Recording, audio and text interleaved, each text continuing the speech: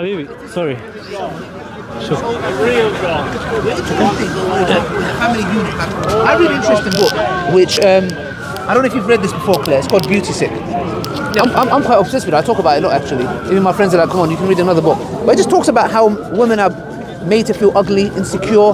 To a certain point, there is a woman in here who talks about, feeling so ugly that she would sleep around with men because she felt devalued. But how do you feel that, in general, the family unit is under attack? Well, in the olden days, the idea of having sex was you would only have sex with somebody you're married Yes. to, and now promiscuity, the price of sex is so cheap now. Yes. So people think that they can get away with it, but it damages them. It damages their ability to bond with each other, men and women. If you've had lots of partners, you always think there's something better around the corner. Exactly. Carry on. And so, with this kind of attitude, you will treat all relationships as, ultimately disposable, and you won't settle down because, at the back of your mind, you think there's something better around the corner, and you'll always be discontented with whoever you manage to find. There are studies that show that people who are in promiscuous marriages and relationships tend to have failed marriages, and like you said before, I believe that having sex outside of marriage and dating is the biggest fraud for females. Yes, men do get affected as well, but if you look at it from a spectrum, is that men are visual creatures. You do not see women going and buying men's magazines to look at men's thighs or legs. You don't do that. But men will do that. Like, for example, you have strip clubs, you have, for example, pornography, you do have magazines and all those kinds of. Men are visual creatures. That's why God Almighty tells us in the Quran that tell the believing men first to lower the gaze. And look, wow, that's actually very powerful. I'm telling you. So why lower the gaze? Because there are more, for example, we're married, There are more handsome men than me and him. And there are more beautiful women than our wives. The point is the following. If we don't lower our gaze, for example, firstly, it shows the respect to the opposite gender. So it doesn't matter how she's dressed, by the way. People have this notion that Islam says, if she's dressed inappropriately, you can look at her and mistreat her. But if she's dressed in an abaya, no, excuse me. If she's dressed up in a bikini or in a niqab, I have to lower my gaze, period. And that comes with, like I said before, the heart doesn't desire what the eyes don't see. So if I am too busy looking around, I'm not going to be happy with my wife. I'm too busy looking. Oh, look at her. She's got this. So the thing is here, it starts from Islam deals with it from a micro level to a macro level, because the way it does it says the state that we live in. For example, women being objectified, that shouldn't be allowed. Having sex before marriage. So it starts from the top to the bottom, and the bottom is what? Lowering the gaze. The very top is what? Fixing society as a whole. Because what happens is a lot of people come and say to me, when it comes to rape, they say, well, girls in abaya get raped or in niqab get raped. We say, well, nobody said that doesn't happen. We're not saying the rapist only targets girls who are dressed up in a certain way. Even in today's, even though you can still say a woman who's dressed up in a modest way, and this doesn't give right to anybody. Rape is rape, regardless who it is. The point is this: we live in a society where corruption is in such a level that these men are indoctrinated to act like animals. So it doesn't even matter now how you dress. Niqab, they have fetishes. You've got pornography, they've got, fetishes. You get what I'm trying to say? So, in a nutshell, how do you find Islam's point of view, the Sharia, how it deals with the marriage and opposite partners treating each other? What? Because before we do that as well, I just want to add something very interesting, because there might be some feminists watching. So there's this scholar called John Badger, who died 4 or 5 years ago. And he has this thing called the gaze. He talks about the gaze. The male gaze. The male gaze. Gaze, not Gays. The male gaze. And he talks about how Western European art, for example, has looked at females and has painted female in nudity.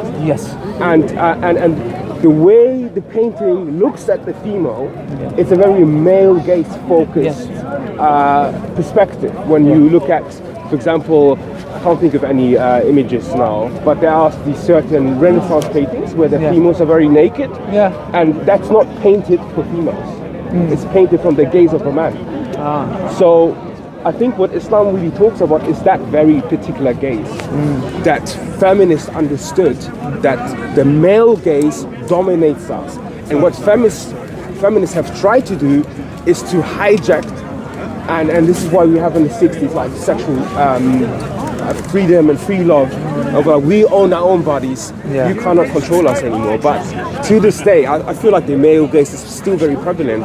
Hence why we have these issues with social media and all these. I mean, the best way to attract male attention is to show off more. Yeah. And I think I forget the name of the YouTuber, but he was saying, these days in societies where women are feeling particularly desperate for the few good men there are, they will show more, more quickly in order to, and they're more prepared to make the move, and that will cheapen them and create a cycle of, women having to, work harder just to get a decent man. Yeah. What is actually quite interesting, if I may add just quickly, is that I've read this very long study on why young people don't have as much sex anymore. Yeah. That's a new phenomenon, by the way. That's a new phenomenon. One of the reasons is to do because of the easy access to pornography. Yes. The easy access to these, like the hookup culture. Yes. Yes. Sleeping with someone has sort of distanced us from each other. So this whole talk about freedom came with a price tag, a heavy price tag. Yeah. And I want to read something to you from this book here. So this woman, her name is Renee Engelin, she done a study. So in this study, she was talking about women who are really like, if they had the ideal body, how would they feel? So here, this is what she says, I quote, so many researchers have studied what the ideal woman looks like according to our society standards. Take a moment to think about what this cultural ideal woman looks like and describe her. This is what she's asking the participants. Now, please take a moment to imagine that you look just like the woman you just described. Think about the ways in which you would believe your life would be different if you looked like this woman. How would that change? How would that change for you? This is what they said, The response was so upsetting that I considered stopping the study early. Wow. One young woman told us that if she could just be beautiful, she would finally be able to focus on her inner abilities and talent. Another said she might genuinely feel happy most of the time instead of just faking it. A different young woman explained that if she could just look the way our culture wants women to look, she would never had an eating disorder, causing stress on everyone around her that loves her but still hurt. Over 70% of women in the study said they'll be treated better by others if they look like the beauty ideal. That is to me a pandemic. That is to me shocking, and it is unbelievable that in today's time we have individuals who are capitalizing on Islamophobia and focusing about women's hijab that are oppressed wearing the hijab. There is a pandemic of women, millions of them, who feel insecure that in this book I read they starve themselves. As you may know, in Ramadan we fast from the sunrise to sunset. There are girls in this book that are getting an apple and cutting it to 8 pieces so they can have one apple every hour so they don't feel hungry. They are starving themselves. They are not concentrating in their inner abilities by being a human being. And they are too focused on what? How do I look beautiful? And that to me is destroying them. That's the reason why I believe we have a pandemic of mental health problems. Because these women want to have the ideal body, but the ideal body is rigged. It doesn't exist.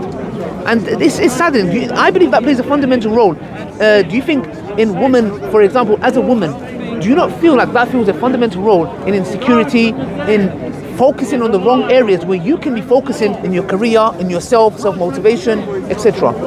So the question is... Do you not feel like what the studies show, that women, for example, they are so focused on their beauty, they are neglecting a big part of their life, which is their personality, their their self. character. They're human. They're a human being. Yes, and it's all distorted and becomes a kind of obsessive compulsive disorder, and also the availability of cosmetic surgery makes the older woman thinking, well, I've had a boob job, I deserve a better quality of boyfriend, and they don't get it, and they spend thousands of pounds, and they still don't get it, and they will end up bitter and hating men and voting against the interests of men, because I think fundamentally Western women hate Western men for not staying with them, for not fathering legitimate children with them. Wow. And this causes, because what happens is when you have men who are having sex with, there are some men who have sex with hundreds of women. What they don't realize is in these shows, like the Jerry Springer show, they have this thing where they realize they do a DNA test and they find out that these two people who have been in a relationship are brother and sister all along. Yeah?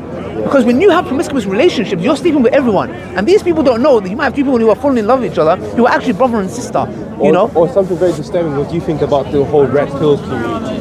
That's another extreme. Like, you mean men who don't want to have anything to do with women? Yes, Yeah. absolutely. And that's another extreme. Well, it's a reaction against feminism. Yes. It's unsustainable because then if you won't have the next generation. Claire, what advice would you give to young women, Western young women? And when we say Western, we're talking about Muslim women as well. Because at the end of the day, they all live in the Western world. These things do affect the Muslim woman as well.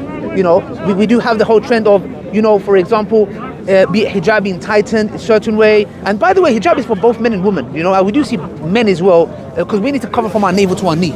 And we do see a lot of men who are, going topless, etc., which is not permissible as well. But we can see, for example, the hijab, like we have females who, sisters, I saw a pandemic, I'll be honest, bruv.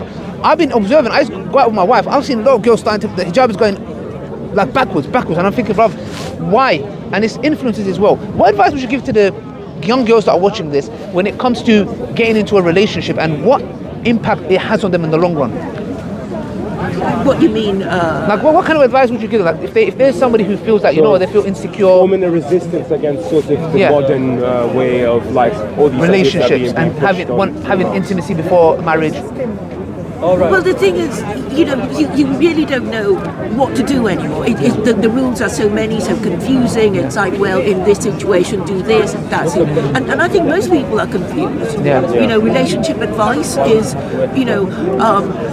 for me, giving advice to a young person, they would say, well, the rules have changed.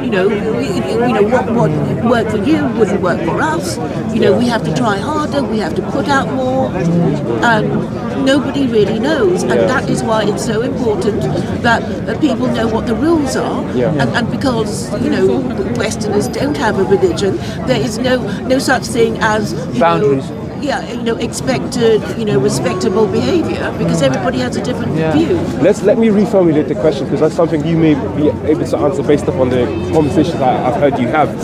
In terms of because you're very pro Sharia, because you feel like there's a lack in sort of like the European subsets of like ethics and morality. How would you basically, someone, and you're agnostic yourself, right? How would you go about promote Sharia, which has such a scary connotation around it, to a modern world, and convince them that, look, you may not believe in these, but I'm telling you, these laws are they've been tested over thousands of years and they do work, and are particularly well suited for our time period we're in. How would you argue that, or how would you maybe change your perspective? Because I've seen you do that quite well when you talk to people online to advocate for Sharia, and then you give your reasoning behind it. Well, I think, for Westerners, the concern about immigration, it's like, all these Muslims coming, across the channel. And the thing is, you can use that to say, well, why are they coming? Because nobody here seems able to do any work, because apparently they're not having enough babies, or they're not educated or trained properly. And this is because your government doesn't care about you, and they don't quite dare tell you to, work harder, have more babies, stay together for the sake of the children and bring them up properly. And this is because you have no fault divorce. So, your wives can just say, well, you're boring, you're irritating, I'm off. And then, what happens to the children? So, very disturbing. that is, it's necessary for marriages to be stable, and so I think all divorce has to be fault-based. It can't just be, be somebody saying, I don't, want to be with you anymore. I need space to grow, and rubbish like that. And I think just this would help, stabilize marriages, because if we were married and I wanted to divorce, you'd have to say, well, what did I do wrong?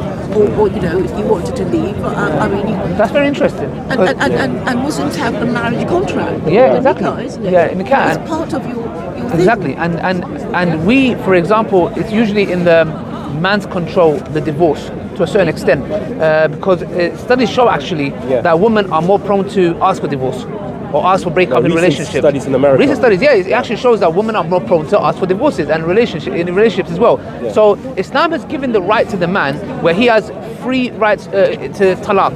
So if it depends what opinion you follow. So if he says talaq, let's say I've argued with my wife, talaq, I divorce you, yeah? It's like a decree nice or a decree absolute, maybe. Yeah, something like that, yeah. So the thing is, exactly. In the Jewish community, there's something called the get, yeah? And I was watching a documentary where Jewish women are absolutely locked in. They cannot get divorced unless the husband initiates it. In Islam, it's a bit different. In Islam, it says that the man has free chances in the context where he can use. So if he gives the first divorce, then they can she has an iddah period, which is 3 months, to reconcile. Reconcile can happen by, they had an argument, 1 month later, I don't know, she has to stay at the house, by the way, for example, if there's a child as well, and that if he initiates a kiss on the cheek, that means they are back together. Yeah? So then he has another chance, he's got 2 left. If he uses those 2 again, then the third last one means you cannot be with that woman again. Now, the reason this until she has to go get married again, move on with her life. If it doesn't work with the next husband, then you have a right to reconcile again. Now, this is very interesting because a lot of people look at this and think, oh, the man's got the power. No, because the woman has a right to ask for divorce also. She can ask the khula, or she can go to a person of knowledge and say, this person will give me my rights, or he's not praying, or he's, sorry to be crude, but he's not sexually satisfying me. That's her right. She can say, this guy is not sexually satisfying me, and I fear for myself, I want a divorce. That can be stipulated, do you get what I'm trying to say? But the point is here, that was given, the rule for free was given because the Arab men, before Islam, used to divorce their wife, and the wife wants to move on, he'll say, no, I'll take you back. They'll have an argument, he said, I divorce you. The woman wants to move on, he'll say, I'll take you back. And he will keep doing this. So he was stopping the woman from moving on with her life with another man. So Islam came and said, you have free. And after free, she is moving on and you can't do nothing about it. It's actually haram for you to get back with her. And this is done, why? Because if a man knows that once I give the third divorce, my wife is not permissible for me and she's going to have to marry another man and be intimate. So that's something that will put a man off. So even though he has this, he can't abuse it because he knows after the third talaq, she's moving on. So these things are stipulated in order because there might be, look, women are emotional. I'm so sorry, feminists, if you're watching it, bro, I'm telling straight to your face. Yeah, women, I'm so sorry. If there's sisters here, I'm so sorry. They're emotional to a certain level. But what I'm trying to say is, they might say things they don't mean. My wife says to me stuff, bruv, and I'm like, man, you hurt me.